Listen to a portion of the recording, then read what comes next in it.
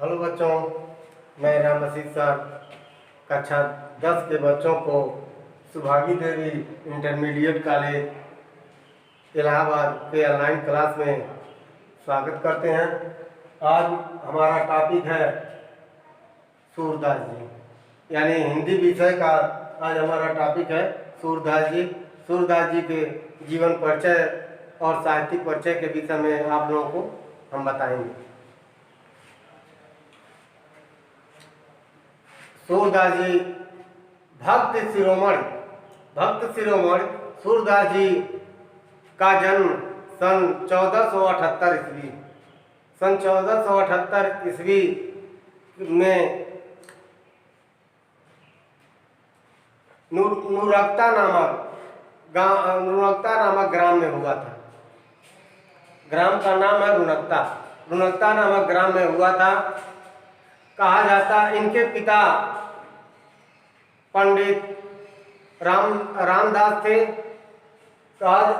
और ये जन्मांध माने जाते हैं, लेकिन बहुत लोग विद्वानों के द्वारा इनको जन्मांध नहीं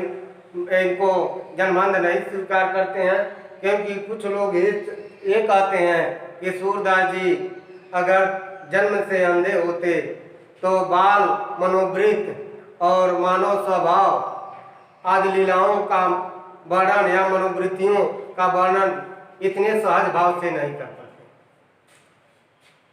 इसलिए कुछ लोग इनको ये मानते हैं कि ये बाद में इनकी आंखें चली गई थी। भक्त सूरदास जी के सूरदास जी के गुरु का नाम बल्लभाचार्य था। सूरदास जी बल्लभाचार्य के सानिध्य में आने से पहले ये जो है मथुरा के गऊ घाट पर दीनता के पदों को श्रीनाथ जी के मंदिर में गायन करते थे। लेकिन बल्लभाचार्य जी के संपर्क में आने के बाद ये कृष्ण की लीलाओं का वर्णन करने लगे, कृष्ण की लीलाओं और कृष्ण की भक्ति का गायन करने लगे। यहाँ तक कहा जाता है, कुछ लोगों का कहना है कि सूरदास जी सीही नामक ग्राम में उत्पन्न हुए थे। अनेक लोगों की अनेक किंवदंतियां भी हैं। एक बार मथुरा में तुलसीदास जी आए हुए थे, जहां पर सूरदास से मुलाकात हुआ। सूरदास जी और तुलसीदास जी के आपसी प्रेम को बढ़ता देख आपसी प्रेम भी बढ़ने लगा, जिससे तुलसीदास जी पर सूरदास जी का प्रभाव पड़ा और तुलसीदास जी भी एक रचना की जिसका नाम था श्री कृष्ण गीतावली।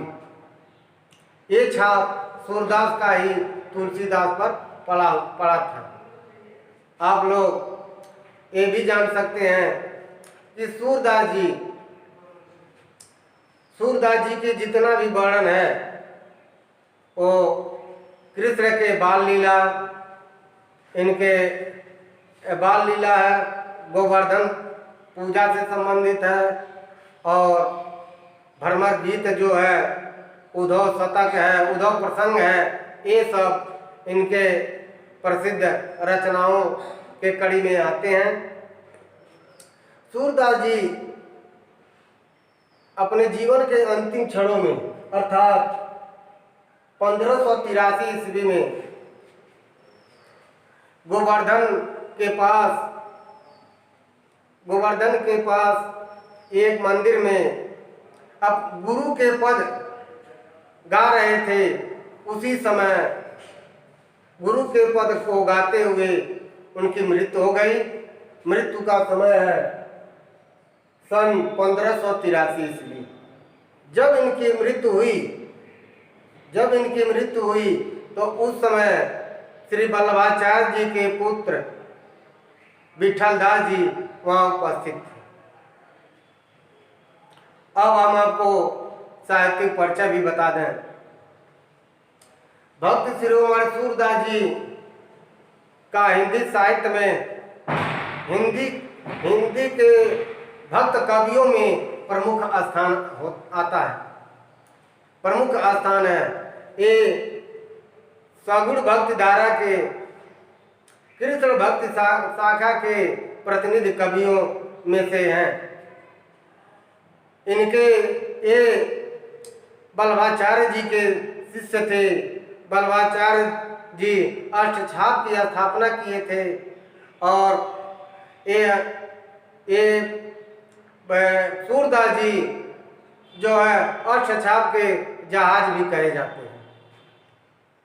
सूरदास जी की रचनाओं में आप लोग देखेंगे तो कृष्ण के बाल लीलाओं का वर्णन प्रमुख रूप से मिलता है, जिसमें गोपी और कृष्ण प्रसंग में मिलता है। भ्रमर गीत के माध्यम से आप लोग देख सकते हैं। इसके बाद उद्धव प्रसंग में गोपियों और उद्धव के संवाद को आप लोग देख सकते हैं। ये बहुत ही सहज और सचित्र वर्णन किया है। सूरदास जी कृष्ण के सगुण रूप का वर्णन किए हैं, अर्थात कृष्ण को सखा के भाव से ये देखते थे। इस प्रकार देखा जाए तो सूरदास ने 1.25 लाख पदों की रचना की थी। दुर्भाग्यवश 1.25 लाख पदों में से कुछ ही हमें उपलब्ध है, जिनमें इनकी रचनाएं 3 ही रचनाएं उपलब्ध हैं, जिनमें है सूरसागर, सुर सरावली और साहित्य लहरी। कौन कौन है?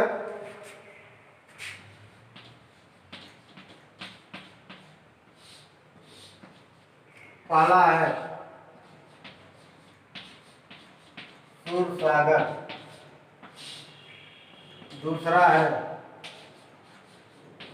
सुर सरावली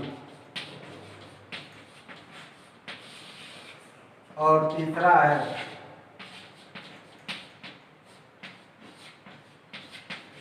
साहित्य लहरी।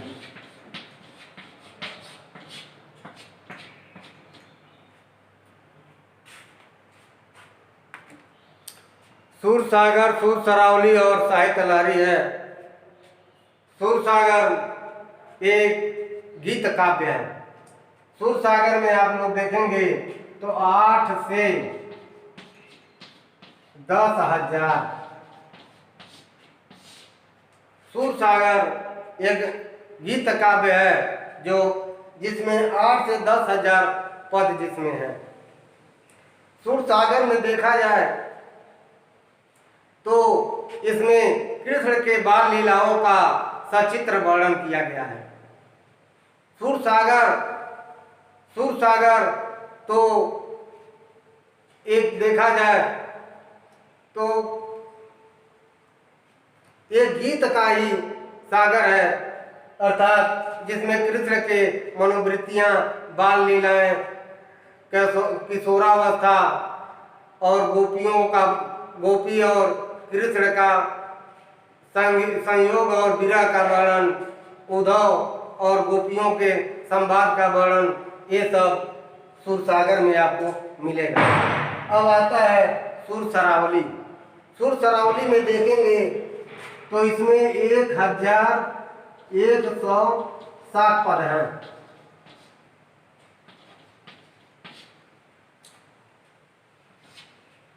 सुर सरावली में 1107 पद हैं।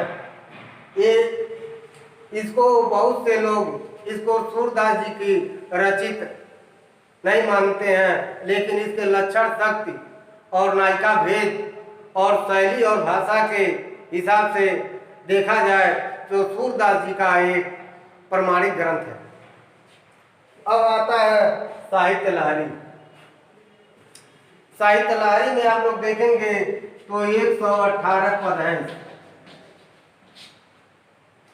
साहित्य लहरी में 118 पद हैं। साहित्य लहरी में आप लोग ये देखेंगे कि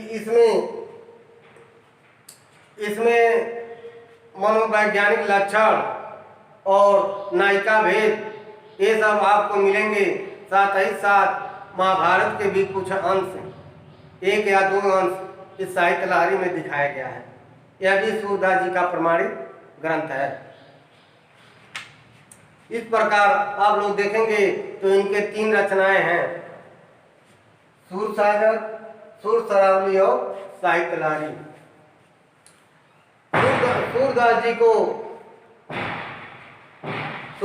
को भक्ति काल के कवियों में प्रमुख स्थान दिया गया है। इन पर एक दोहा है जिसको मैं आप लोगों के समझ सुनाना चाहता हूँ। सूर सूर तुलसी शशि, सूर सूर तुलसी शशि, उड़गन केशवदास, अब के कवि खगोत सब जहता करत प्रकाश। इसका भाव ये है कि सूर जो है, सूरदास जी सूर्य के समान है, जिसके प्रकाश में पूरा संसार उजालामान हो जाता है। अर्थात सूरदास जी सूर्य के समान है। तुलसी शशि और तुलसीदास जी चंद्रमा के समान है। उड़गन केशवदास, और केशवदास जी किसके समान है? तो नक्षत्रों के समान है, तारों के समान है। फिर नीचे वाले लाइन में आप लोग ये देखेंगे, आपके कवि खगोत सब जहता करत प्रकाश। इस समय के जो कवि हैं वे जुगनुओं के भांति हैं, जहता प्रकाश करते हैं। लेकिन सूरदास जी सूर्य के समान है, तुलसीदास जी चंद्रमा के समान है, केशवदास जी तारों के समान है। इस प्रकार देखा जाए तो भक्ति काल के कवियों में सूरदास जी का नाम अग्रणी है। ये सगुण भक्ति धारा के, कृष्ण भक्ति शाखा के प्रतिनिधि कवियों में इनका स्थान है। ये वल्लभाचार्य जी के शिष्य थे और इसलिए ये पुष्ट मार्ग के जहाज भी कहे जाते हैं। इसी के साथ मैं अपनी वाणी को विराम देना चाहता हूँ। आप लोग इस सूरदास जी के जीवन परिचय को आप लोग घर पर पढ़ लेंगे और इसे याद भी कर लेंगे। हम आशा यही करते हैं कि आप लोग सूरदास जी के जीवन परिचय को समझ भी लिए होंगे और इसे याद भी कर लीजिएगा। धन्यवाद।